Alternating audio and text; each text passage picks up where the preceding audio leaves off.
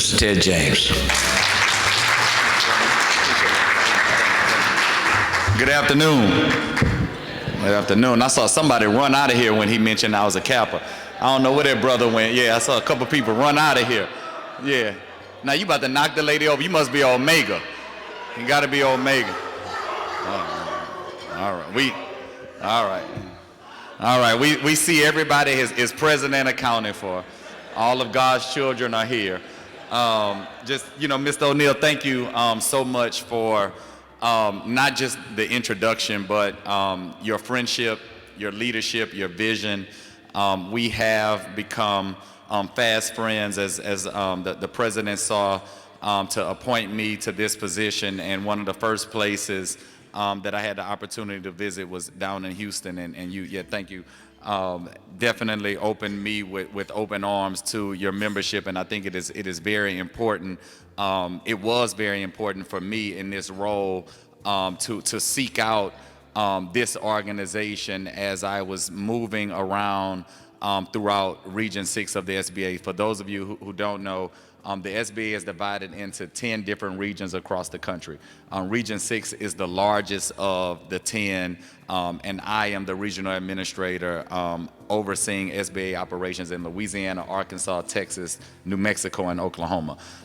This area, this Austin area, is under the umbrella of our San Antonio district office, and we have many members of our San Antonio district office here and our division focusing on government contracting that you all have not just at your disposal here, but throughout the years as you all I know represent many chapters across the state of Texas. We have offices in Houston, Dallas, Lubbock, Texas, El Paso, in Harlingen, Texas, and of course our San Antonio district office. But as Mr. O'Neill mentioned, I born and raised in Baton Rouge, and I think it's always important for me to give you all just a small peek into my background, because I believe that when you understand where someone comes from, you understand their position, but you also understand their intention and focus in that position. So as someone, I grew up in Baton Rouge, Louisiana, educated at Southern University, both undergrad. We got some Jaguars in here, all right. Educated there, both undergrad and law school, and then went on to do several things in state and local government. But as Mr. O'Neill mentioned, I was elected to the Louisiana legislature, where I spent a decade in the legislature, leading on issues such as criminal justice reform, health care, all those different things. But there was something that I believed to be missing as I chaired the Legislative Black Caucus during the aftermath of COVID, as we were trying to roll out programs that strengthen small businesses. There were so many of those businesses in our community that could not benefit from the programs that we implemented, because there were certain structural things that were missing. And many folks will tell you that there is just this unwillingness to get our books in order in the black community. I don't subscribe to that. I recognize that way too often there is a barrier of information and access that our communities don't have the benefit of hearing about certain programs. So as we were struggling to get those dollars into certain communities, I questioned whether or not we had done enough in terms of fiscal policy. So as I was debating whether or not to join the Biden-Harris administration, Mr. O'Neill, I was challenged with the fact that I did not feel that my legislative service, I did enough on the fiscal policy, right? Those things that truly move a community forward. Of course, our communities have to be healthy, so our hospital systems have to be in order. Our kids have to be educated, so our educational systems have to be in order. Our kids have to grow up, so we got to make sure that we are reforming policing. But there are certain economic elements of what some call underserved communities, I call underestimated communities, because I believe that in communities where I grew up, where you all grew up, there's a mantra out there that underestimates what we could do, what we can do when we have access to information. So it's very important for us ma'am, you could clap. Somebody was clapping? Yeah, you could clap. I don't mind. that encourages me a little bit, but I only have a few minutes.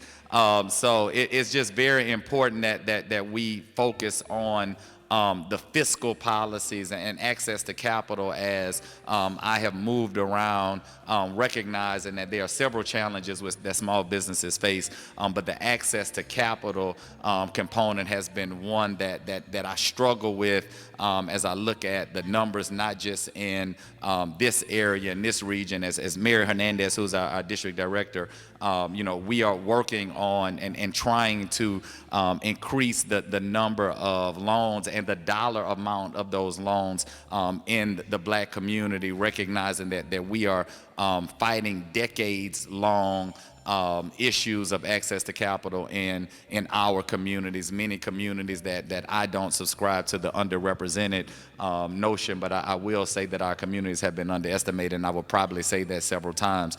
I know that I'm standing in a state that I may get in trouble for saying the word equity, but I'm gonna say it anyway because I'm not gonna be here that long. I fly out this afternoon.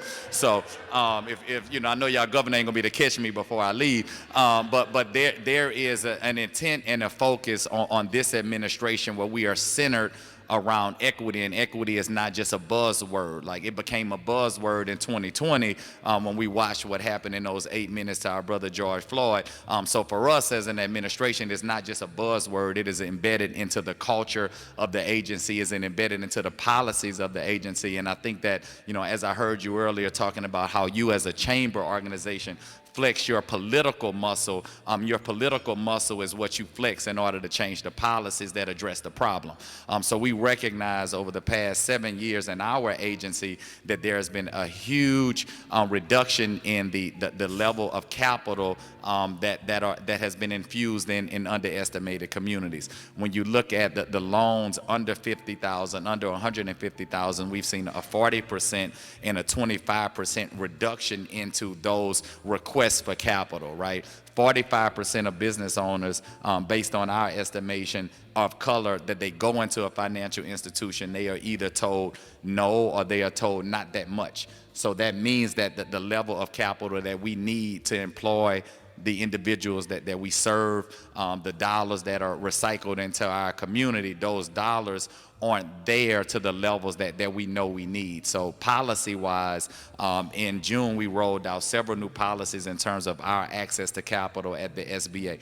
Number one, we have allowed for a greater entry in what we call our small business lending companies. Those are our mission-based lenders that show that by numbers they are 2 and 3 times more likely to lend to women. They are 2 and 3 times more likely to lend to entrepreneurs of color. So for 40 years, we had a moratorium where we only issue 14 small business lending company licenses. So we have ended that moratorium, and the agency is in the process of accepting applications because we know those non-depository lenders, those mission-based lenders, those nonprofit lenders have a greater appetite to lend in communities of color. So we are now going through a process of reviewing those applications to ensure who we are going to issue those small business lending company license to. Policy that leads to addressing a problem, right? That's where we are really trying to make sure that we have equity in our capital access process. One of the other things that we've heard from lenders all across the country, I hear this all the time as your SBA regional administrator, we want to see more small dollar lending. And lenders have told us, well, it's the same level of process and paperwork and time for $1 million loan that we have to go through for a $250,000 loan. So we've reduced the paperwork on those loans so that we can allow our lending partners to spend more time making loans, more time with their customers, and less time on burdensome paperwork between the lending company and the SBA. One of the other things that we've recognized is that what we look at defining credit worthiness needed to change, right? There are some entrepreneurs out there that may not have a mortgage. They may not own a home, right? They may not have an Amex card or those traditional credit expenses, but they are current on their mortgage. They are current on their cell phone bill. So now those things, lenders have the ability to look at those things to determine whether or not not a customer is credit worthy. We have not reinvented, we have not done anything different than what banks have already been able to do. So before June, our lending partners were already able to look at what determines whether or not someone is credit worthy for non-SBA lending. We have some folks here, elected officials here in the great state of Texas that preach about competition. But when we changed our rules to ensure that we have competition in the lending, some folks don't think that competition is that good because now they are forced to actually be in the ring, right? Competition is easy to say competition is good when you're sitting on the sideline. It's harder to say competition is good when you have to get in the ring and actually fight. So what we are doing now is opening up competition by addressing the rules so that our products can easily enter those underestimated communities. So that's the policy side on the lending front. The other aspect, and I know Mr. O'Neill has heard me talk about this a lot, as an agency, we certify small businesses to seek procurement opportunities in the federal government, recognizing that the federal government is the largest purchaser of goods and services in the entire world. The federal government sells everything from toilet paper to securities, accounting services. You know, many of you know about, you know, if you are in construction, this is an opportune time for you to get in the game and try to do some federal government procurement. I heard the conversations earlier. I think the young lady in the back in the white talked about the certification process. We are the agency that you go to seek those certifications if you're a woman-owned business, if you're a small disadvantaged businesses.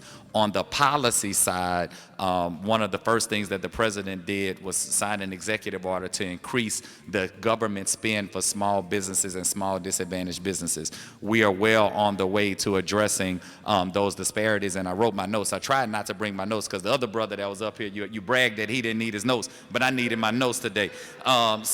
And our goal for fiscal year 2022 was a 23% spend for small businesses.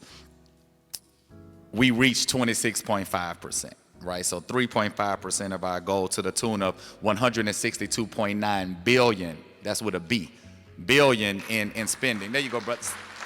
Somebody has caught on. That was your cue to clap right there, right? So, and that was a difference from the prior fiscal year of 154 billion, right? So we didn't just come in and say, oh, there's a problem with our spend with small businesses. We actually went in and changed the policy. So we forced government agencies to unbundle contracts. Many of you who know about government contracting, that is the easiest way to basically hurt a small business when you bundle every single thing in a project into one solicitation, and we don't have the bonding or the capacity to do that. So we are unbundling contracts. We made changes to category management, again, addressing the equity, not just a buzzword, but infused in our policy to make sure that the dollars follow our commitment. It is my opinion, this is not tested in science, but it is Ted's opinion that the easiest way to understand someone's priority is to look at their budget and look at where they're spending their money. So as a federal government, when you look at an $8 billion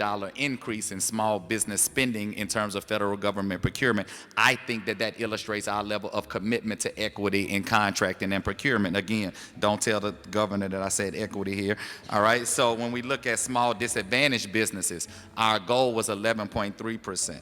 Our goal was 12%. We reached 11.3% to the tune of $70 billion. So of course we still have work to do there. Small disadvantaged businesses, those are the businesses owned by women, people of color. Those are the businesses that we are really trying hard to make sure that they have all of the things embedded in their infrastructure so that when we go and the district office talks about all these different certifications, you know what you need to obtain those certifications from the federal government. Now you all have the benefit of, in the state of Texas, several $million projects that are coming by way of the bipartisan infrastructure law. I know because I have had conversations with your members of Congress, your two senators, that even though some of them did not support the legislation, they support the projects coming to their communities, right? So one of the things that I believe, and I firmly believe, I know that black and brown people like to drive on brand new roads and bridges. I also know and recognize that black and brown people can design and build those roads and bridges. So when we talk about flexing our political muscle, y'all missed your clapping cue on that one, but don't worry about it, it's too late. All right, so it is important. When I say that, in other areas, they clap real loud when I talk about the fact that we like to design and build. Y'all get it right the next time y'all hear me say it. All right, so one of the things that you all have to do, and I'm putting my legislative hat on now, as those dollars from the infrastructure bill now funnel their way through your state departments here in Texas, we have to make sure that we are working with the SBAs of the world to ensure that when those projects roll out, that our businesses have the certifications in order to do those projects.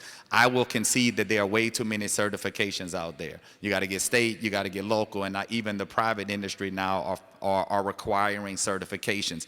Let's not spend our time complaining about the process and spend time investing in employing and empowering our businesses to make sure that they have those certifications, right?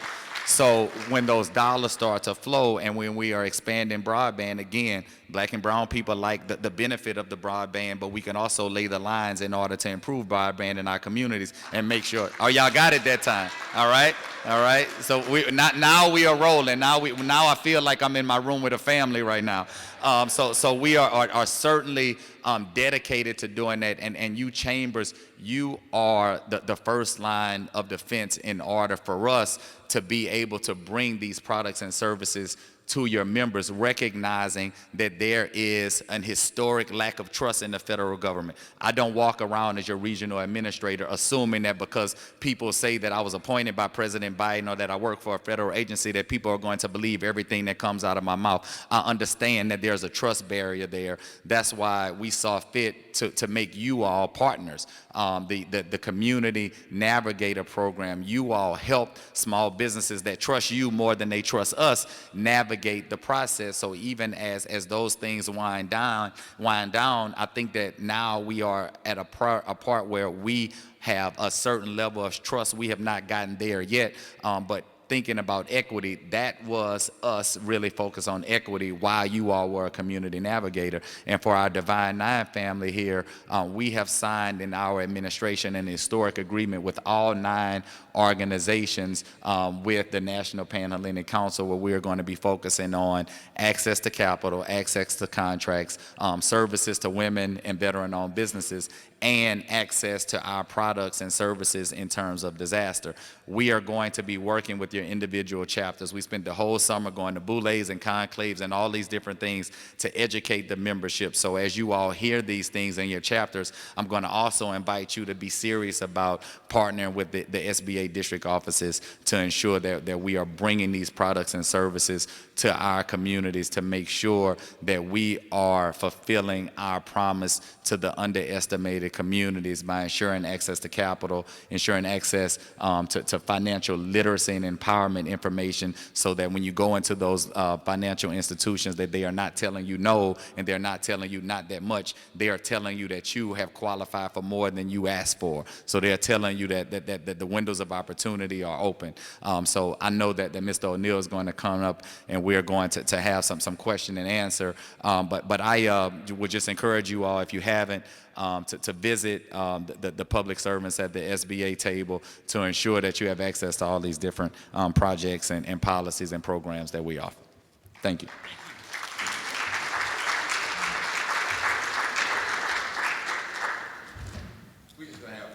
Just a real quick conversation. No gotchas. No, we're not trying. All good. We want you to be able to give back sometime, right?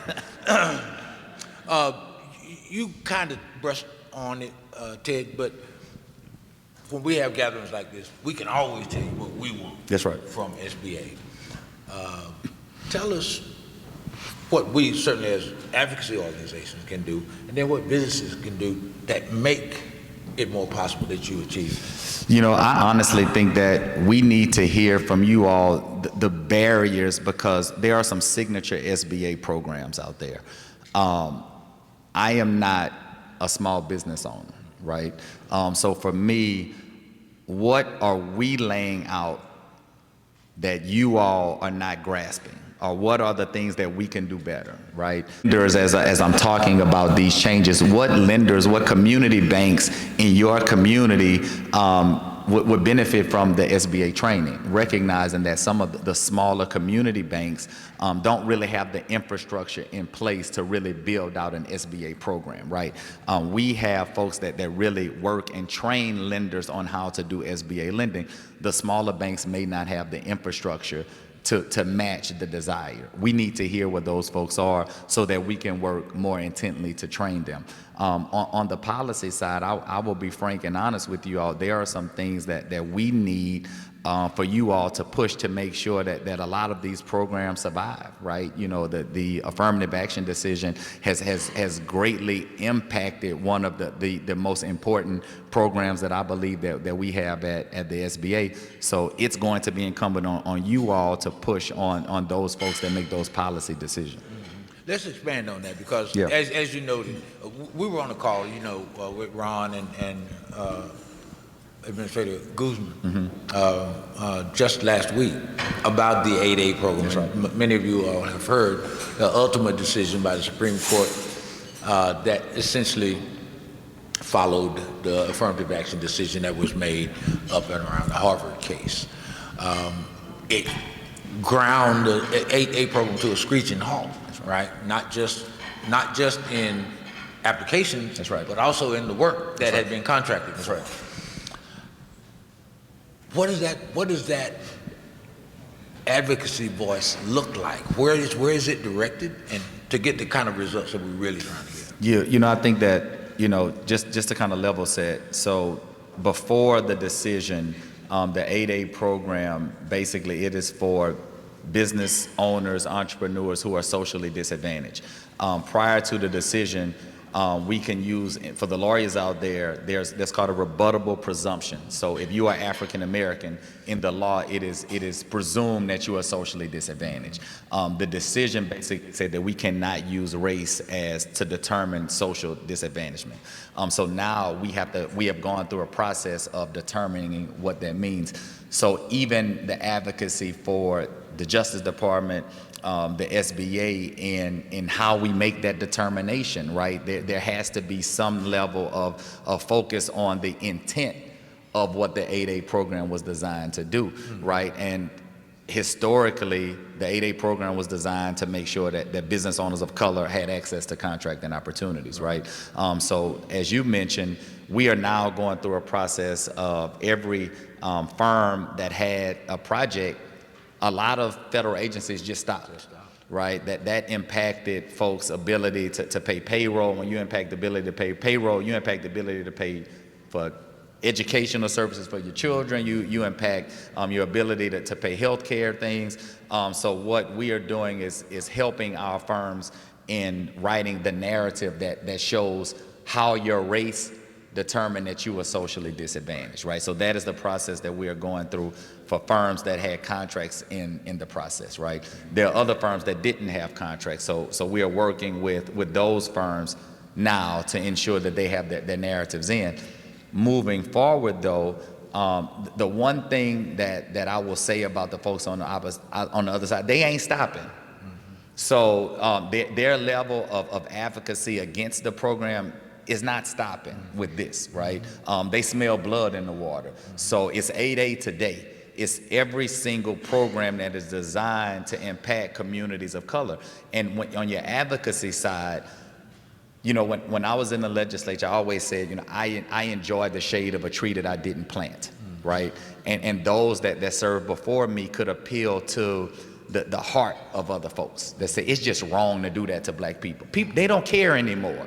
So the conversation has to be about the economics. So when we empower small businesses, when we empower businesses that are owned by people of color to take advantage of procurement opportunities, it's good for the economy because people don't really care about the fact that it's probably just the right thing to do anymore. Right. So in the policy discussions, we have to talk about the fact that yes, it's great to recruit these major companies and big CEOs to your communities, and we give tax credits and all these different things, but it's also good that we empower the folks that are in and of the community, right? And business owners and entrepreneurs are in and of the community. And when we empower them, when they can make payroll, when they can invest in their communities, it improves the economics for everyone. So we have to change the conversation and talk about not just the right and wrong of it, because again, they don't care. We have to talk about what it means on the economic side. You don't have to respond to this part, but I was a little disappointed, not necessarily surprised, but disappointed that I did not hear from Administrator Guzman that you're going to appeal the decision. You know, and so it's like it's fait accompli. It's just say, hey, that's what it is, y'all. Just live with it, right? Yeah, I want to keep my job. So yeah, so that's as we talk about making payroll. I said that, not him, right? So y'all don't go back. But that is an invitation on the flexing of the political muscle of this organization, right? That is a call that. If I get fired, y'all gonna have to give me at least a contract or something. Those are conversations that need to be had with the Congressman Greens of the world, right? The Congressman Sheila Jackson Lees of the world, because I know that it's a justice thing, it's a SBA thing, it's a White House thing, and that decision to whether to fight it in courts or to work on the internal policies. Yeah. Okay, so that was just kind of the stuff that I wanted to do from an advocacy point of view. Everybody that talks about the SBA, or most business owners that talk about the SBA, they think y'all got the money. Yeah. Right. Yeah. And you described earlier in your remarks about the changes that you have made in the relationships with financial institutions. We hope that they manifest in increased lending opportunities. But what was, kind of expand on the kind of pushback you got, and the kinds of changes that you were pushing for that have not. So the administrator was, laser focused on addressing that disparity, and you all have heard, Vice President Harris has taken this small business thing by taking the bull by the horns, on the ensuring that fintechs had an opportunity to do SBA lending was a major policy initiative from the Vice President and the White House. So for all you folks that question where Kamala has been, she's been working to make sure that these things are taking place. But there are, when you increase competitions for the major lending institutions, even though they are not lending the small dollar, changing those rules will impact them because it opens up the door for more folks that they have to compete with, right? So they're lobbying, right? There's an association here in the state of Texas, up in Dallas where you are, that last year I was the keynote for their annual luncheon. This year they told me I could come, but we don't want you to talk. Right, so they didn't like the lending changes. Of course, that community lenders and these big banks have something that the community lenders don't. They call lobbyists, right? And those lobbyists are at the Capitol pushing back on changes, and now we've had members of Congress that have filed bills to roll back some of the things, right? One of the things that the SBA wanted to do, we pushed to do direct lending, recognizing that, as an agency, if you guys are not gonna do it, then we will do it. That was a non-starter because, again, the banks with their lobbyists push back on those things. So it's important for us, and a lot of the conversation has been around fraud, right? Conceding that, in the early days of PPP, there was a lot of fraud, right? Number one, most of that fraud was with the previous administration, right? And I'm not, throwing shots at them is just a fact, right? Everybody can have their own opinions, but you're not entitled to your own facts. And the facts are that the large percentage of the fraud happened with the previous administration. As a former lawmaker during COVID, I know that our members of Congress, people were hurting. They wanted to do something, they wanted to do something fast, and they wanted to get something out there. So the program, people were kind of building as they were flying, right? So when you look at the fraud, a lot of the fraud happened with the lenders that didn't have experience doing SBA lending. They had never done government lending. They were the nonprofit folks that probably didn't have the infrastructure in place. I'm not gonna assume that they were just being nefarious. I'm going to assume that they saw an opportunity and they wanted to jump in it. Just like, I'm in Baton Rouge, we get flooded a lot. So there are contractors that jump on these government programs and they take on way too much, right? Not to say that they aren't good and that they intend to defraud. They just see an opportunity and they want to jump on it and they take on more than they can chew. I think that lenders did that. So with us opening up the invitation for some of those same lenders that may have where some of the fraud landed in during PPP, folks are attacking our changes by saying, with you all opening up the licenses for the small business lending companies, you're inviting these same folks that put out a lot of the fraud during PPP. And there may be a little truth to it, but what they aren't saying, they aren't talking about all of the safeguards that the SBA has put in place to determine who obtains those licenses. On the credit worthiness piece, many folks will say that the SBA, that we are making up rules as we go in terms of allowing a lending institution to be more liberal on credit worthiness. They already have the ability to do that before our changes on similarly sized loans that are not SBA loans. And for you all, SBA loans are guaranteed by the federal government. So if there's a default, our tax dollars will go and pay those banks on that loan. So we have put in safeguards to protect the public dollar, right? But there are folks that are going to, when you say, oh, they are just gonna let anybody receive a loan, even if they don't have good credit. For most folks, that's alarming, right? But what they don't say is that we are now allowing banks to do the same thing that they already had the authority to do. A two-parter. What is something that you found that you thought you'd be able to get done that either policy or practice doesn't allow you to do, and what do you aspire to have done before the next career move for Ted? Yeah, so I think that, number one, I learned something new that the SBA does every day.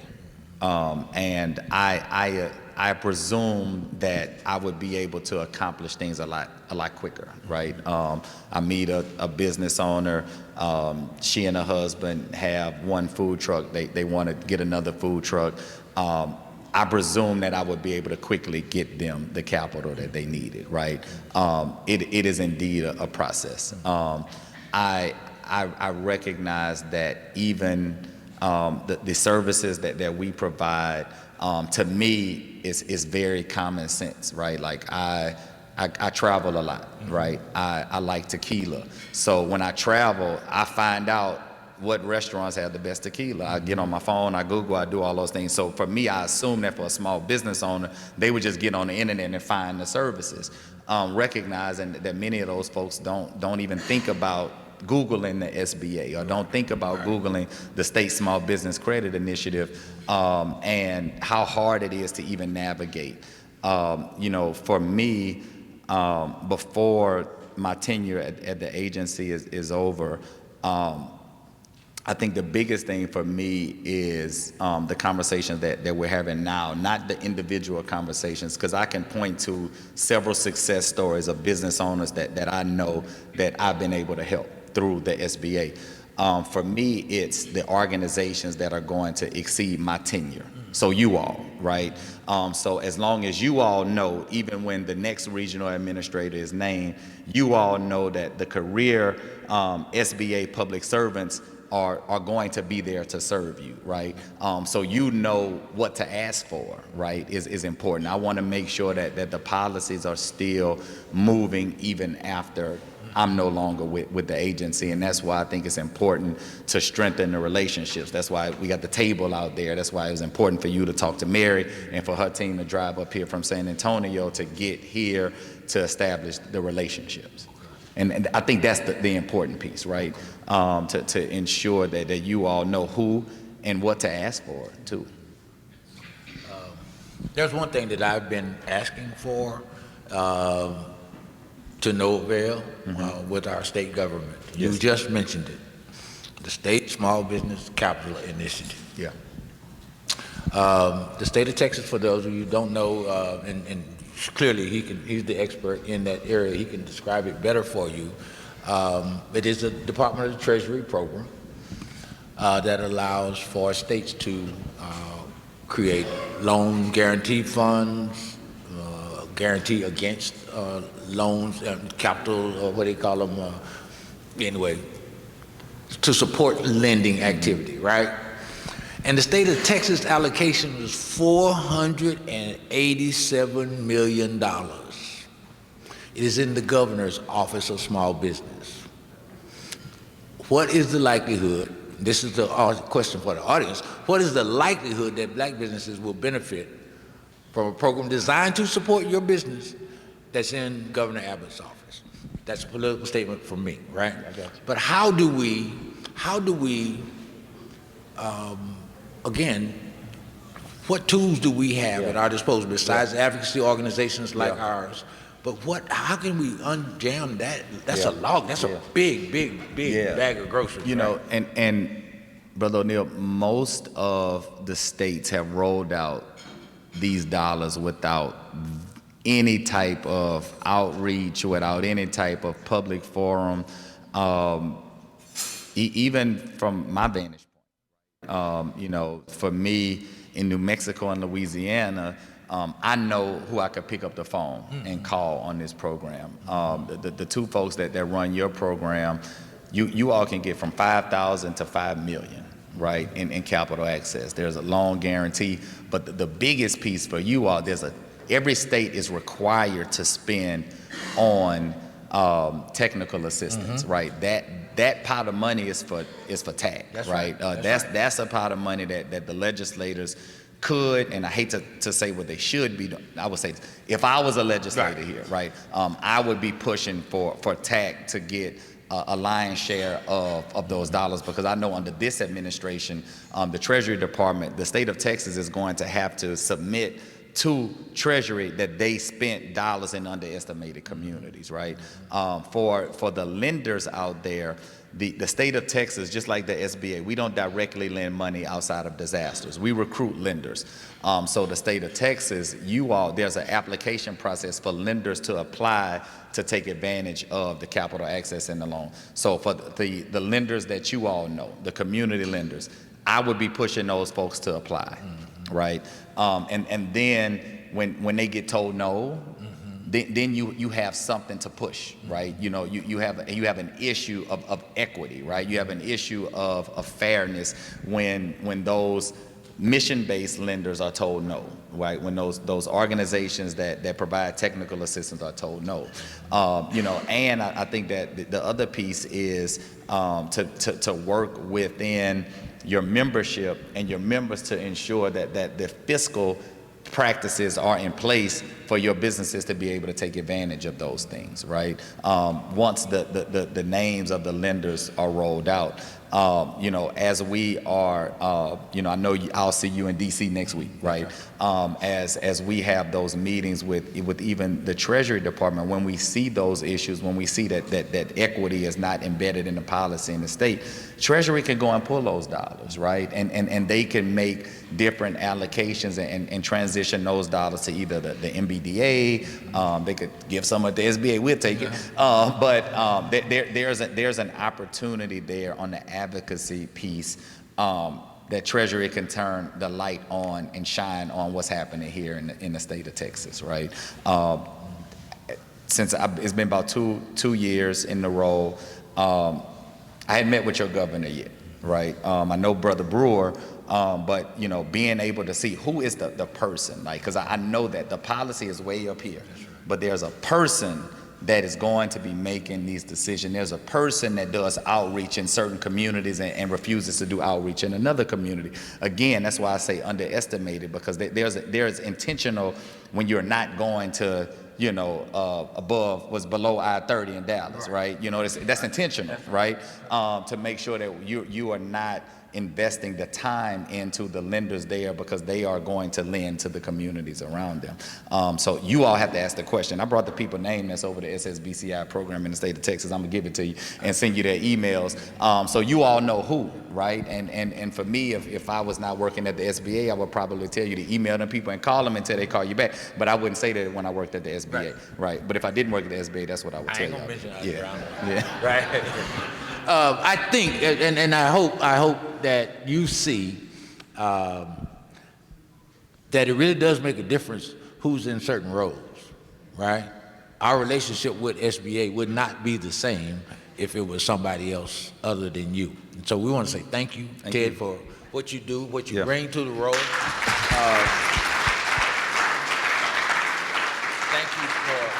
Thank you for continuing to not only advocate on our behalf, but help us in shaping our approach to advocacy. Yeah. And we hope continued success. We hope to have you back with us, certainly by next year for our annual conference, but in between time, we certainly will be in touch. Thank you once again for... Thank you. Thank you.